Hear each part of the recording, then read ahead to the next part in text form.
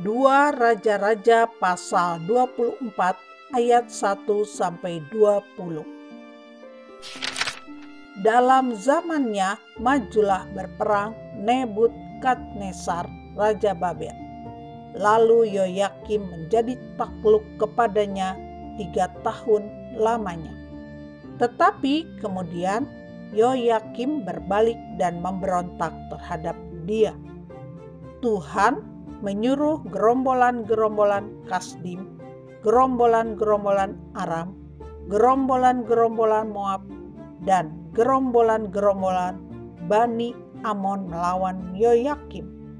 Ia menyuruh mereka melawan Yehuda untuk membinasakannya sesuai dengan firman Tuhan yang diucapkannya dengan perantaraan para hambanya, yaitu para nabi.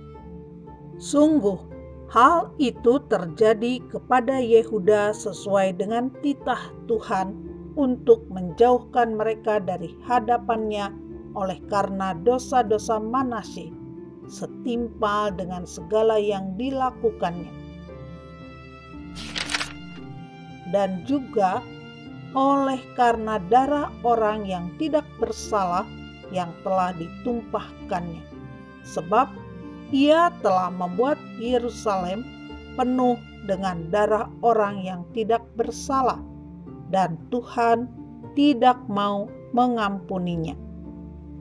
Selebihnya dari riwayat Yoyakim dan segala yang dilakukannya, bukankah semuanya itu tertulis dalam kitab sejarah Raja-Raja Yehuda? Kemudian Yoyakim mendapat perhentian bersama-sama dengan nenek moyangnya.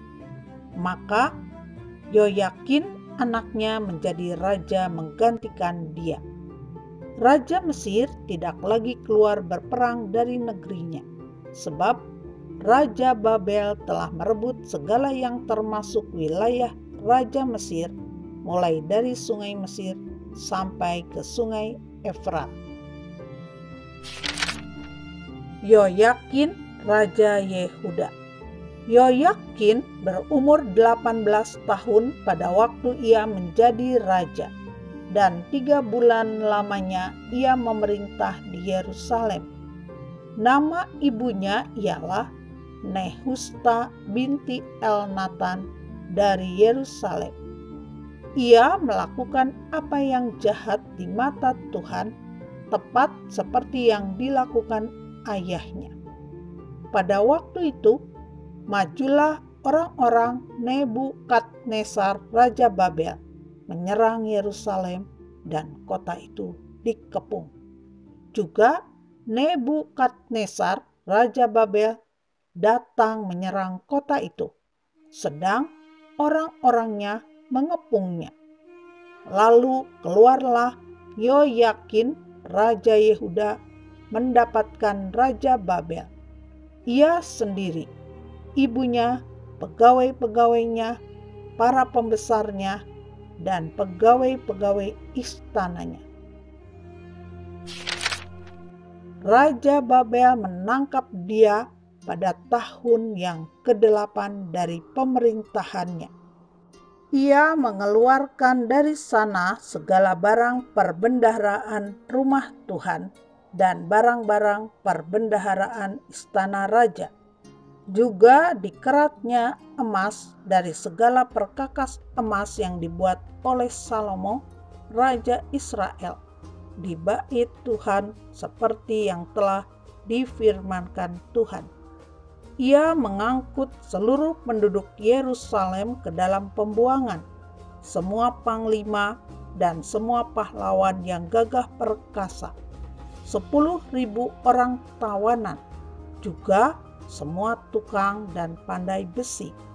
Tidak ada yang ditinggalkan kecuali orang-orang lemah dari rakyat negeri.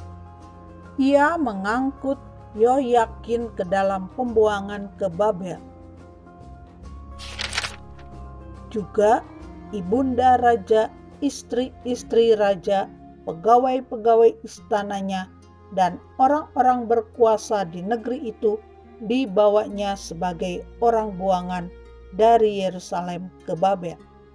Semua orang yang gagah perkasa, 7.000 orang banyaknya.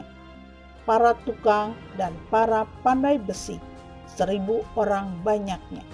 Sekalian pahlawan yang sanggup berperang dibawa oleh Raja Babel sebagai orang buangan ke Babel. Kemudian Raja Babel mengangkat matanya paman Yoyakin menjadi raja menggantikan dia dan menukar namanya menjadi Zedekia. Zedekia Raja Yehuda. Runtuhnya kerajaan Yehuda. Zedekia berumur 21 tahun pada waktu ia menjadi raja, dan 11 tahun lamanya ia memerintah di Yerusalem. Nama ibunya ialah Hamutal binti Yeremia dari Libna. Ia melakukan apa yang jahat di mata Tuhan, tepat seperti yang dilakukan Yoyakim. Sebab oleh karena murka Tuhanlah terjadi hal itu terhadap Yerusalem dan Yehuda, yakni bahwa ia sampai membuang mereka dari hadapannya. Zedekia memberontak terhadap Raja Babel.